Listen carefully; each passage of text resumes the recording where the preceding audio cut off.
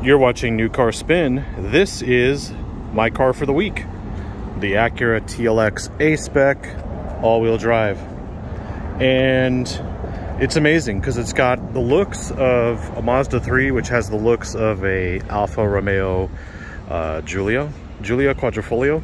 I think it's just the taillights that do that. It has an interesting interior, and the suspension on it's great, the steering's great, the handling's perfect. But this car has a few problems, and I will show you now. Just get in here real quick. Turn it on.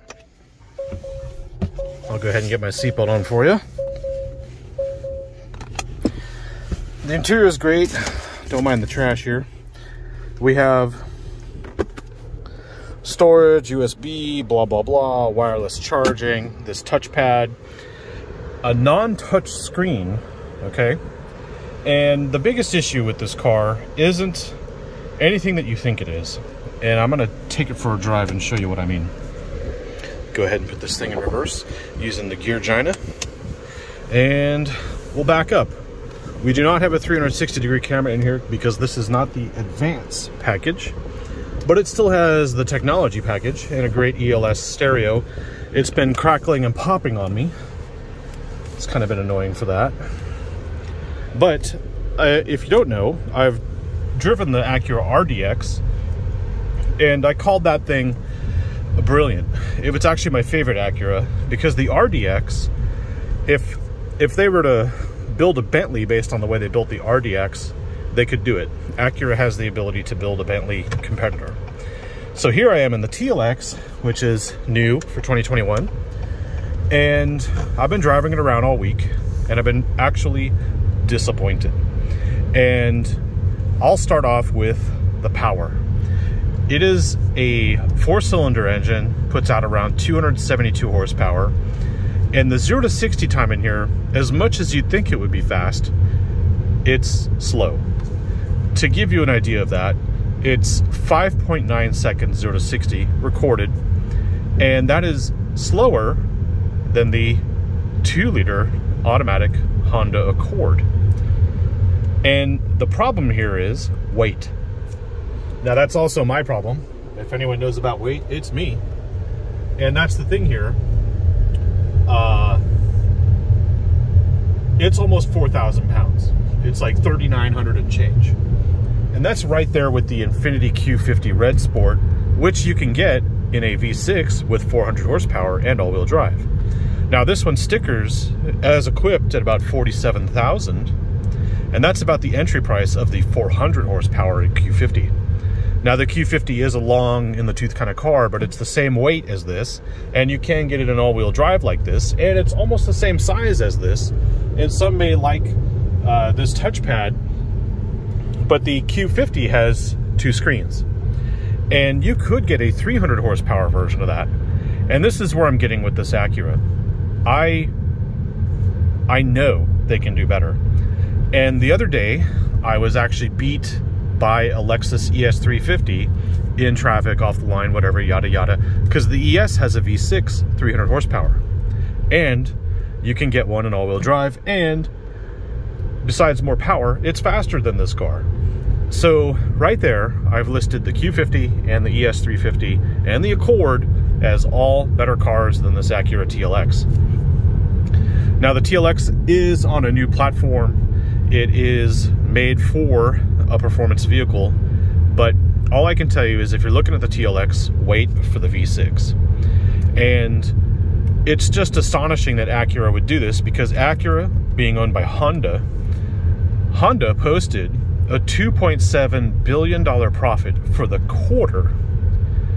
And I think when you look at this TLX, you see exactly what they mean by posting profitability by cutting costs. It's not that they cut costs on the inside, it's that they cut costs with what you're getting for your money. 47 grand, and you're getting a slow vehicle. And that's really important in Texas, because you need to be able to pull out in front of people and get moving. Because it's not likely that you're pulling out in front of normal traffic. You're pulling out in front of bulldozers, or in that case, Range Rovers, and you better get a move on it. And unfortunately, here in this Acura, I really can't. Everyone is faster than me. So I'm holding up traffic. And that's really, really important when you're getting on things like a toll road. And I'll show you when we get to this on-ramp. And so when a company posts a $2.7 billion profit for the quarter, you have to look at the other side of it. And I'll tell you about the Ford F-150. Recently, Ford hit the news by saying they're going to cut Ford production in half because they don't have enough chips. And the impact of cutting production of the truck, which is their bread and butter, in half is a $2.5 billion charge to Ford. So Honda posts a $2.7 billion profit. See this on-ramp guy in my mirror there? He's just moved over and I just ran out of curb. If you do not put your foot into it and haul ass, you are in trouble. And this car gets me in so much trouble, and I'm not talking about the good trouble, I'm talking about life and death trouble. It's really, really disappointing. For 47 grand, go out and get that Infiniti Q50 Red Sport, or the 300 horsepower Q50, or the ES350. Do not get the TLX 2.0. Get the Acura 2.0. Why would you get this car? Because you're impatient. What you should do is you should wait for the V6 TLX, which will be a much better vehicle than this, because it actually has balls, and it will probably have better seats. And while this car handles, the bolsters here, minimal. Those are minuscule little tiny bolsters. So when I'm going through corners and actually using this car's handling to the best abilities, I'm sliding around in the seat. I'm not being held in. I'm just floating around inside this cabin. And the only way to really enjoy this car is to push it hard. But I'm not held in, so I don't feel like pushing it hard. It feels like a commuter car. It's got, you know, some commuter car aspects, but I'd rather have a touchscreen. I'd rather get rid of that stupid touchpad. And this is the problem. The RDX is a much better car. And this car, as heavy as it is less than a half second faster than the RDX. And I don't have a panoramic roof. There's a pretty big trunk back there, but the RDX is just a better package overall. And the RDX gives me more of an impression that Acura can beat Bentley at building a good car. So why? Why did they do this? We will never know.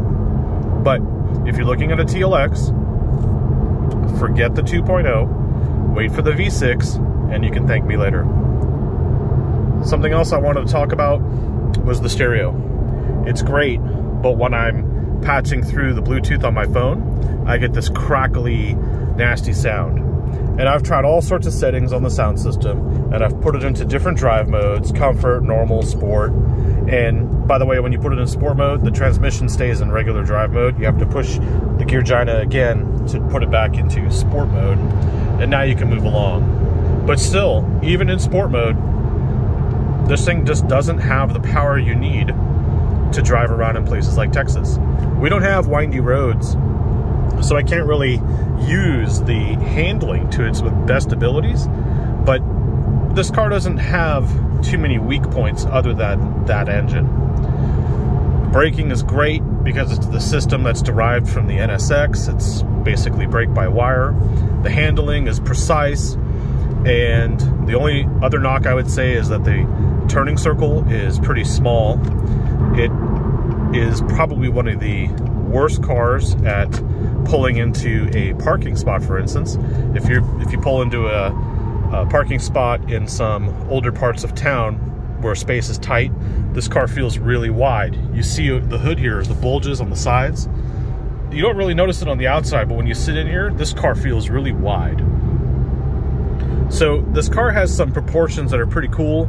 They made it wide, they made it look like a stanced, you know, fast saloon kind of thing. But this is their flagship. And